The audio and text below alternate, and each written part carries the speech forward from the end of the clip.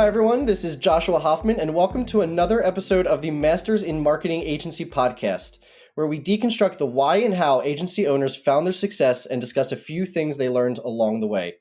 Today, I have Jeff Swartz, the founder and CEO of Ethic Advertising Agency, an agency focused on hyper-targeted digital advertising and creative services. Welcome, Jeff. Yeah, thanks for having me, Josh.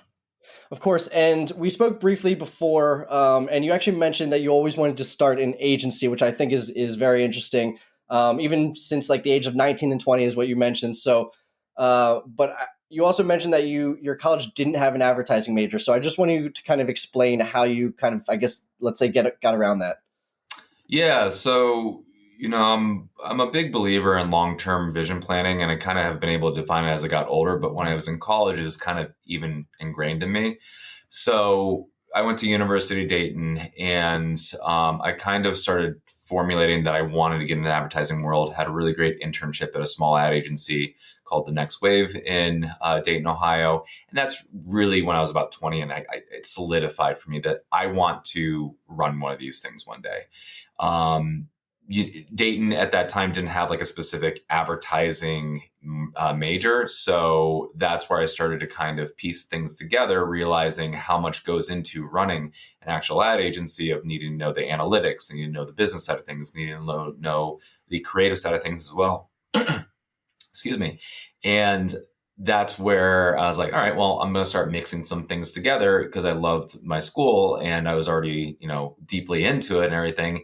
And anybody that's gone, obviously a professional or anybody that's in college, your major is one thing, but what you do with your career can be completely different.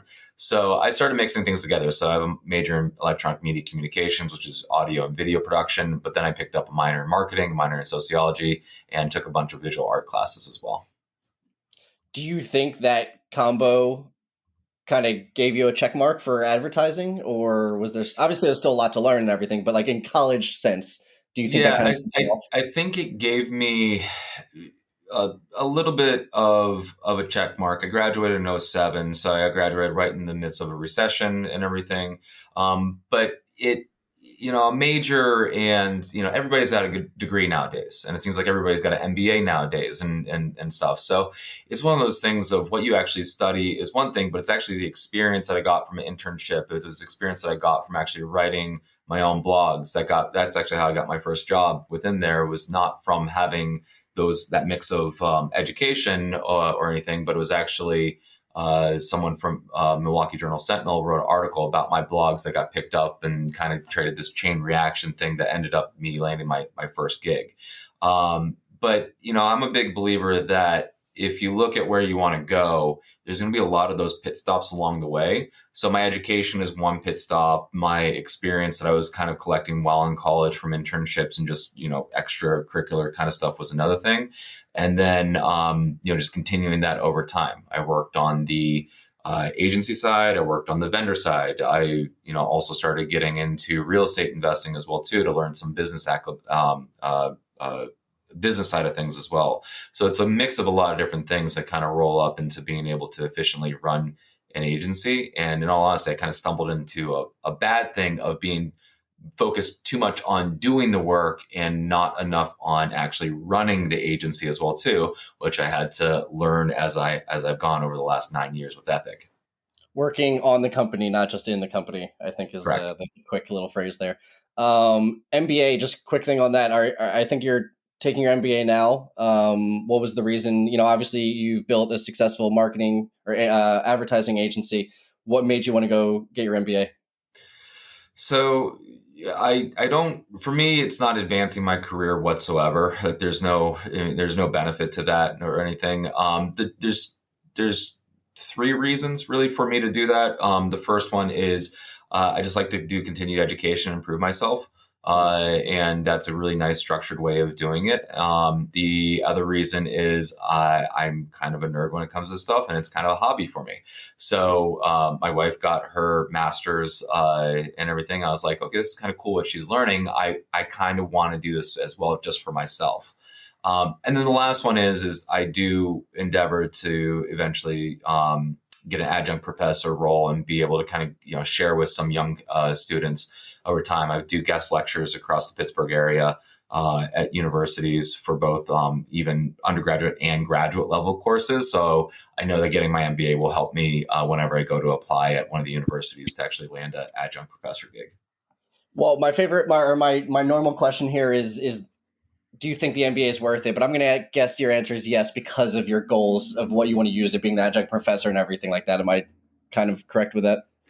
Yeah, I mean, because it's a lot, the value that I'm getting out of it is exactly what I'm willing to put in it and what I'm spending the money on. It's not about getting a bigger salary. It's not about money and everything. It's really about, hey, I want to give somebody money to teach me in a structured environment that will be one step closer to another lifelong goal of being able on a regular basis to teach the next generation of advertisers and marketers. Perfect. Taking a step back, obviously you knew that you wanted to start your advertising agency. That was the goal. How come you didn't start it right out of college? So my thought process was I had no money. I didn't have the skill sets built up, and who's going to listen to a 22-year-old kid, kind of thing. So my methodology was actually to build up capital and build up skill sets so I can mitigate my risk and actually have it be as successful as possible. I don't think there's anything wrong with coming out of college and just going after it. I do want to make that point. It's not the path that I took, but I don't think there's anything wrong with that. The path that I took was to go out and get a job at my first job moved me to Texas. It was a coupon app on your cell phone when it was still the Motorola Flip Razor and the iPhone 3 and stuff and everything. And then I went to CBS Television and got experience there on the sales side of things. Was then brought over to an ad agency that I worked with and became a media buyer and planner. And then I wanted to move back up north. I'm originally from Ohio, so I ended up moving up to Pittsburgh, where I am today, and going back to CBS to make some more money, get some more experience. But during that time, I also started getting to a little bit of house flipping and buying a couple of rentals. So my path, just the way that I was comfortable with it, got me to be 100% debt free. Really reduced my risk, got me a good knowledge base, got me some connections as well too, and everything to be able to launch it and try to have success. And I launched Ethic with the mentality of if it doesn't work within a year, at least after 10 years of trying to do this, I tried, and then it's going to build me up to have better experience and have a cooler resume for the next thing. And through hard work and a little bit of luck, this year it'll be 9 years that we've been going strong and everything. So it's worked out nicely for us. So how'd you get it started? What made you finally bite the bullet, and then how'd you get your first customer? Yeah, so there was a little bit of being on the TV station and selling. I had a bit of a network of individuals, and I had one client that I was like, okay, well, this client wants me to do more for them. And I was one person. I was really a consulting person for the first 2 years of Ethic before I started hiring on people. And that just kind of naturally kind of progressed where I was like, okay, I know that I can do this. The funny thing is that particular client, their industry had a massive shift and they cut their ad budgets after 2 months of being open. So I immediately had that first, hey, my largest client is gone kind of thing. But I had a lot of time. I didn't have debt. I was working out of my duplex that the top half was paying for the bottom half that I was in. So it was one of those things of, well, I got to kick on the sales thing and start talking with more people and everything. So it was really, finding my next big client for that, and then finding other clients to kind of go around there to not be too top heavy on any one thing. And I was able to actually do that very, very quickly, just from the networking connections. The other thing that was really important is I worked nights and weekends on figuring out my branding, figuring out my website, getting things ready for my LLC and everything. I worked really hard in my corporate job and focusing on that. And then I kind of did my extra time to just kind of get things prepared for about 6 to 9 months. So when I did launch, I ended my job at CBS on a Friday, and Ethic was, just in full swing on Monday. You started to kind of go into it, but obviously the first customer is really important. But I actually think that the second customer is more important because that kind of starts the trend, that starts the track record and everything like that. So how did you specifically get your second customer, or at least your early customers, if you can't remember the second customer? Yeah, I mean, going back to then, it was a lot of networking for the initial kind of Where? customers. So it was just through the people that I knew. I've never been really big into like networking groups and stuff. I like one-on-one networking. So trying to figure out how to bring value to somebody and have those conversations and identify what they kind of need. The first couple of customers is one thing. You have more time, more desire, more energy, and everything when you're starting out to get those. Mhm. It's actually a lot harder to keep the funnel full when you're small. And that's one of the things that have really struggled with over the years and had to learn was scalability within the business, and then also making sure that that funnel remains full, which in all honesty, if you're a one person shop, you can only do so much because you have to service your clients that you do have, because your most important clients are often the ones that are actually already giving you the trust and the money to do work for them. But then you also have to know that they are not going to stick around. Average client retention for an ad agency is where between 3 and 5 years, roughly. So at some point, whether it's good, bad, or indifferent, whatever the reason, they might want to do a switch that ends up taking money out of your pocket. So you have to make sure that your funnel is constantly full. You're constantly doing the sales process for yourself and not just trying to focus on your only clients, but you have to give them the attention and Mhm. dedication, the service in order to make sure that you have a good retention rate as well. When did you? Was there like a moment that you figured, okay, I'm done being a solo entrepreneur. It's time to like hire a team. It's time to really start this as a company and not just a consulting gig. Like what? When did that time come? Yeah, so I entered into starting this with that being my intention is to hire people on. When I was actually faced with it, I was making more money than I ever had. I was working a lot and everything, but I also, now it's simple for me to look back and be like, yeah, it's obvious the path it was going to take and everything.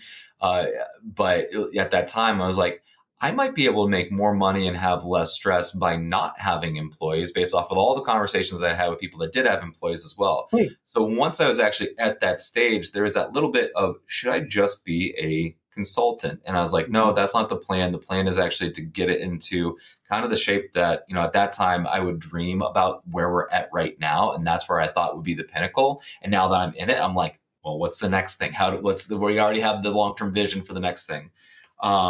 But I just think at that time it was about prioritizing what needed to get done and then going after it.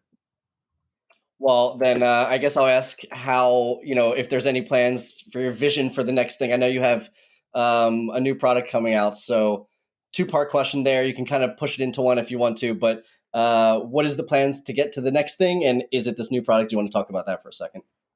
Yeah. So there's, I guess, and I've already mentioned it, but I think that a lot of our success at Ethic has been because of the long-term vision planning of identifying what kind of agency we want to be and then acting like that. Hmm. So, for example, our vision is to be, a little less than double the revenue that we have right now, and to have about 22 to 24 people at our company. We're about to hire on our 13th employee here in the next little bit. Just actually sent a job offer out yesterday. But having that long-term vision of this is what our company looks like. So what kind of processes and structure makes sense for that company? And instead of doing what makes sense for us now and what works for us now, let's put the things in place for that to allow us to scale and get to that. So we are actively working constantly on improving our processes. The thing that we're doing now over the last probably 3 years, we've really written those things on paper and done training videos and all of these other things as well for our process driven kind of mentality. But now we're actually in the process of pushing that all together into a master manual. It's already 75 pages. It's going to have all the information to basically be like, this is how you run the agency, and making it really clear, or optimize our time.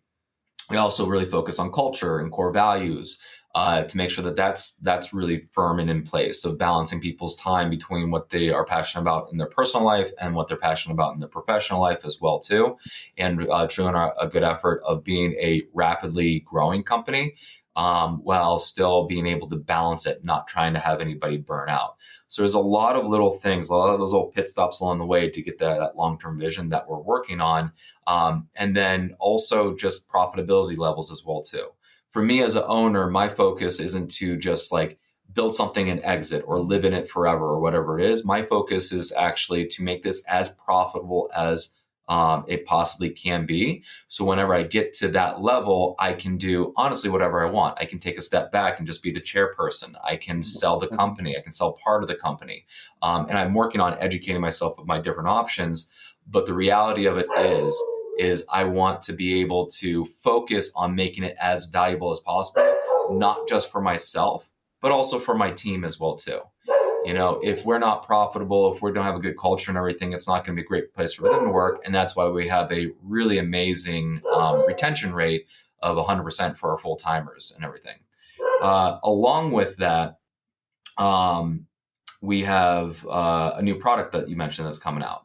So we've always been focused on the service side of things, of providing services to do the strategy and the media buying and the digital placement, which we do pretty much all in-house. And running digital campaigns, as well as the creative services that go along with that.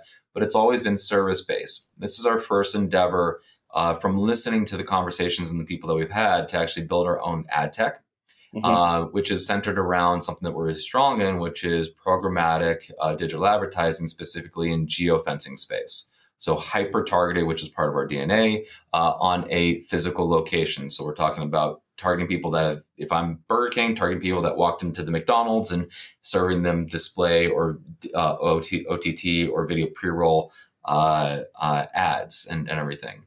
So what we realized through this product that we call QJam is there's a lot of closed doors, is what we're calling them, of entry, where someone has to have a managed service, or somebody's getting raked over the coals on their CPM or their rate, or they have to have a monthly minimum, or they can't use their credit card, or they don't have a live dashboard, or any of those things. We actually do backend services, or we provide all the backend services for geofencing.com, geoconquesting.com, and everything. We have a partnership with them to have those conversations. So we've had hundreds of conversations about geofencing, and Ethic isn't even the right solution for them, nor is there really anything else out there. So this tech is kind of like a Robin Hood thing of listen to people, try to give them what they want and blow those closed doors wide open to say, hey, here's a self-serve geofencing platform that you can use that isn't going to price gouge you, that isn't going to have these stringent minimum requirements where you have to spend $2,000, $10,000 a month or whatever it might be. And it's actually built on the best technology. We're not recreating the technology. We're just making that access available for the best technology for geofencing to the general public. That's really interesting. What are your goals for it? Like, the way that I hear it on my side is, it can be a pretty big risk. You're taking resources away from other things, or you're hiring additional resources. I guess I'm wondering, is this something that can potentially double, quadruple your current revenue because it's a service, or it's more of a product than a service? Is this something that if it fails, like it takes a huge hit on the company? Like what does that look like moving forward potentially? Yeah, so I have to mitigate the risk on this because anytime we're doing, we're talking hundreds of thousands of dollars. We're talking about, many, many hours. I'm hiring, a position to help with that as well too. So it's a big investment. But it's one that in theory, if it works, it could be, and I think that anything that's intellectual property or actually something that's tangible like this, especially the automated nature of it, where it isn't going to need as much overhead as a service-based agency, could eclipse what we're doing with Ethic. And they feed off of each other. I'm not diverting my interest into something completely different. It's very aligned, and it's all actually under the Ethic Advertising LLC brand. We have the agency, and then we have QJam as well too.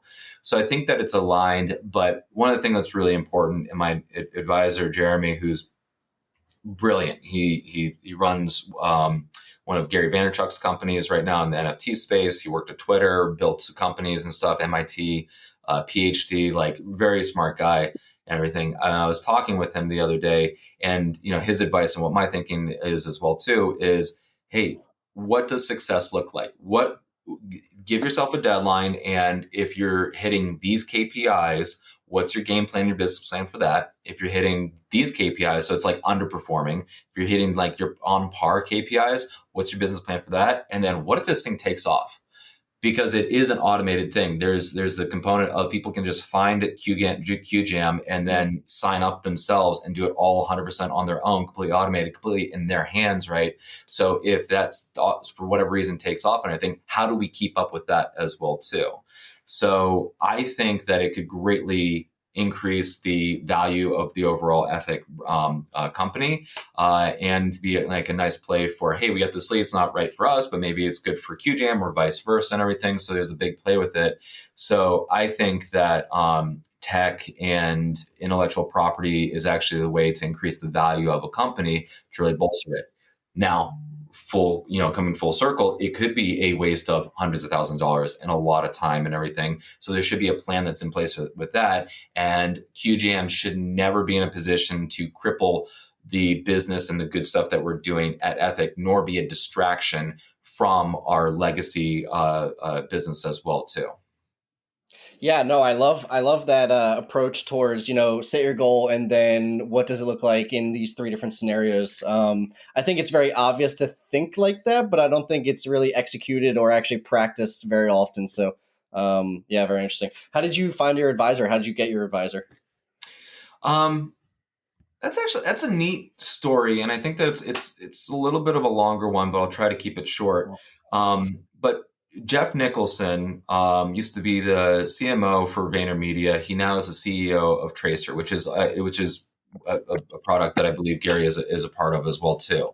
He was on a podcast years ago, and it was like something barter, like branding and barter or something like that. The premise of it was kind of neat, and I forget who the host of it was, but he was on it, and it was all about like, hey, I'm going to give you something, Jeff Nicholson, to be on the show, but in return, we want you to give something to one of our listeners, and it's like this little kind of bartering thing. So.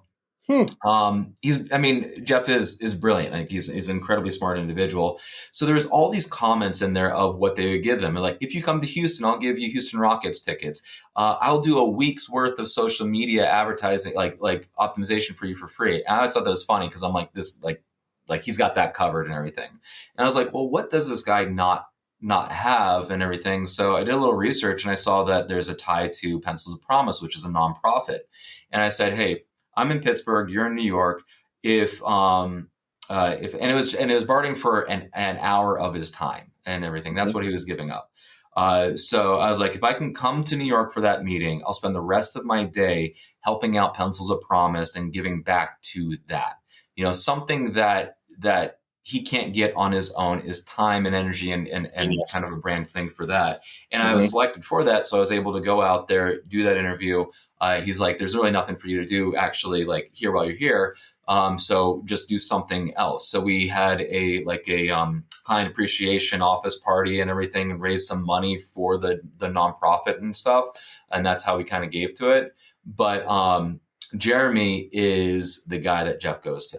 So he's like, I don't do anything in the tech space without running by him. They're friends, they're buddies and everything.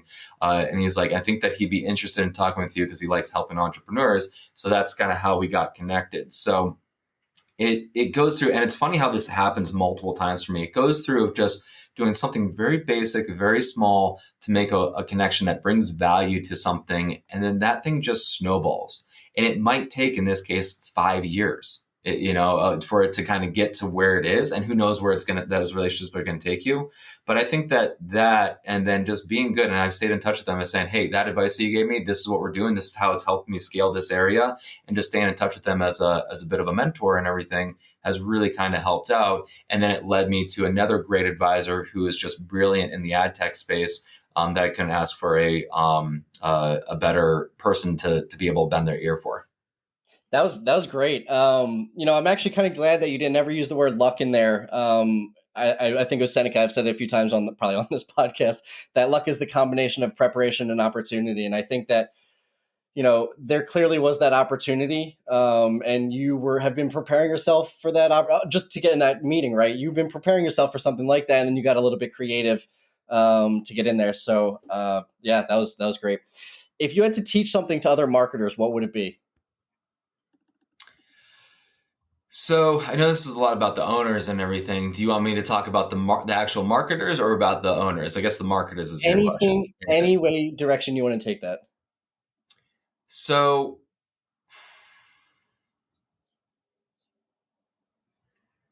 I did a panel at University of Pittsburgh for AMA.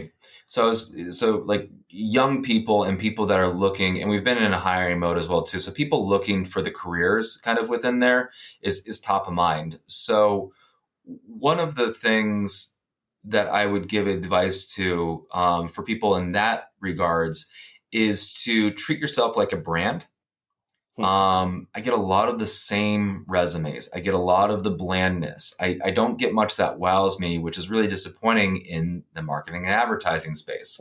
like bring more to the table. Submit a cover letter. I would say 95% of people don't submit cover letters anymore. So I'm left to just looking at stats, and there's no feeling, there's no emotion, there's no reasoning that can actually be put into a cover letter or video. I love actually getting videos that we've actually kind of required that for some positions of like, hey, answer these questions, do it in a video form and see who actually does it. But do something to stand out and everything, and that could really help you. And then the other interesting thing is that I noticed is, especially for young people, it's all the same.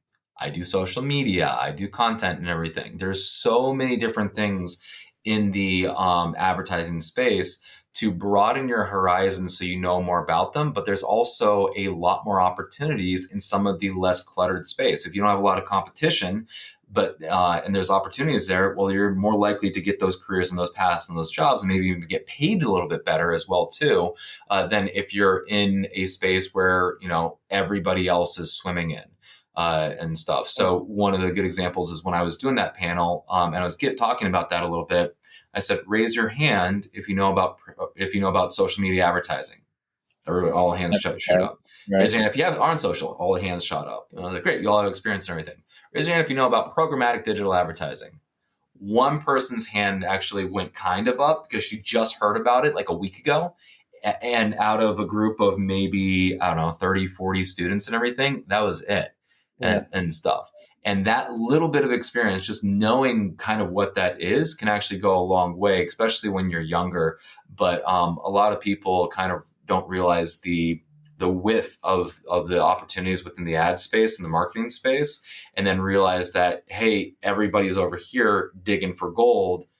Why don't I just go over here and look and see if there seems like there's gold over here for me to dig in and maybe become a expert in a more niche location, or at least be aware of the different opportunities out there. I actually talked about this on the last episode, but there's a book called Purple Cow, which isn't totally directly related to what you're saying, but it's definitely you can take ideas from there. And it's if everyone's a black and white cow, cows are cool. Don't get me wrong. I like looking at cows, but like if you see a purple cow, that's obviously standing out. I have to take a picture of that, everything like that. So I think that's kind of what you're saying is, at least try to be a purple cow when it comes to something like resumes where you are just looking at, to keep the analogy alive, black and white cows over and over again. Yeah. And there are like, for this last position, we had over 300 resumes and everything. So there is resume fatigue and everything. If you're applying at a bigger company, you're going to have even more resumes, but you also have people that are more dedicated to that, and that's what they're kind of used to. But doing something that stands out and taking a chance, that's what people want to see in a lot of the positions that are at an ad agency or a marketing firm. No, that's a great suggestion. Last question, any book or podcast recommendations? That can be business, marketing, had nothing to do with it, fiction, whatever you want. Yeah. So to tie on to your Purple Cow one, the book that came to mind is what was part of last year's book club. So Ethic, we pick one book, we read it, and then we discuss it and everything. And it's called Contagious: Why Things Catch On. The author is slipping my mind and everything. So if you're able to edit, and find it and put the link or something. Jonah Berger. What's that? Jonah Berger. Yeah. So it's all about a academic approach of understanding, well, why does something go viral? Why does something catch on? What's the science behind it and everything? So that's really good for your personal brand, but also as a marketer of understanding kind of the psychology of people. So I really enjoy that book. And that's kind of tied into the Purple Cow book, it sounds like, as well, too. Anything else? This is my favorite part, so I usually squeeze the grape a little bit on this one. Yeah, no, I guess the only other thing that I really, really am passionate on is Libby. So the library app. So anybody that listens to books or read books on a device or anything like that, I highly, highly recommend it. If you have a library card, go get a library card if you don't. But if you have a library card, you can sign on to Libby, and then you have access to thousands of free audiobooks and just ebooks as well too. So I guess that would be my number one thing, is to do that, because the really cool thing with that is A, you save some money, but B, you can honestly be like, hey, I'm going to rent this book out, because it's like a library. You have to, if it's available, you can rent it out for like 21 days or something like that, and then it goes back into the queue. Or if it's like a couple people in line, you have to wait a little bit to get it. So you might not get the book that you want right away, but eventually you'll get it. And then the neat thing is you can just download a audiobook, listen to a little bit of it. And then if you get distracted or anything like that, it's no big deal. You don't waste that money, and you can always go back to it and stuff. But Libby, Libby is by far one of the best education tools out there that is 100% free, and will save people money and also allow them to grow their knowledge and their entertainment if they read or listen to books for fun or anything like that. That was it. That was a great suggestion. I think we've always gotten literal books and podcast recommendations. So I'd rather give a suggestion that gives access to tens of thousands of books out of just one. Yeah. Yeah. No, that was a hella good answer. And as we come up to the end of the episode, I just want to give you an opportunity to mention how people can find you and anything else you'd like to mention. Yeah. So would it be cool to put some of my contact information in your descriptions as well too? So that would be a great place to look. I am on LinkedIn, so you can find me there. So if you just Google search Jeff Swartz, ethic advertising, you'll be able to find a lot of my stuff. So by all means, feel free to reach out to me on LinkedIn. That's a great way to connect and follow me and stay up to date on content. For our two brands, our websites are ethic-ads.com, ADS. And then qjam.com is QUJAM. So both of those would be some good areas as well too. But honestly, just reach out to me on LinkedIn. That's probably the best way to connect. Awesome. I think that's how we connected as well. So no, this has been great. I think that this episode was honestly full of tidbits and suggestions. So from start to finish. So I thought that was really good. And for those who have learned something new in this episode, please give us a like or a follow, so we can continue obviously getting the highest quality of guests. And as always, thank you guys for listening. Thanks, Jeff. Yeah, thank you. Thanks for listening to the Masters in Marketing Agency podcast. I hope you got a ton of value out of this episode. And before we go, I just want to thank our sponsors, DevNoodle. DevNoodle provides marketing agencies with the ability to offer their clients unlimited website design, build, and management services with fixed monthly plans.